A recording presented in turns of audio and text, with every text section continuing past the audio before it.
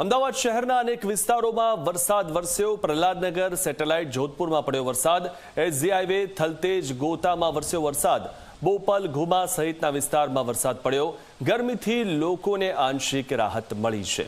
ત્યારે હાલમાં જે વરસાદ પડ્યો છે, ચોમાસું થોડુંક હજુ દૂર છે, કારણ કે જે વરસાદ છે તે મહારાષ્ટ્ર સુધી અટકી ગયો છે, પરંતુ હાલમાં જે વરસાદ પડી રહ્યો છે, પ્રી મોન્સૂન એક્ટિવિટીના કારણે વરસાદ પડી રહ્યો છે। આખરે અમદાવાદમાં પણ વરસાદ પડ્યો છે।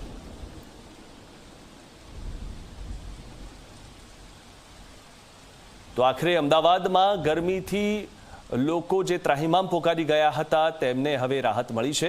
પ્રહલાદનગર, સેટેલાઇટ, જોધપુરમાં વરસાદ પડ્યો છે અને એસજી હાઈવે, થલતેજ, ગોતામાં પણ વરસાદ પડ્યો છે।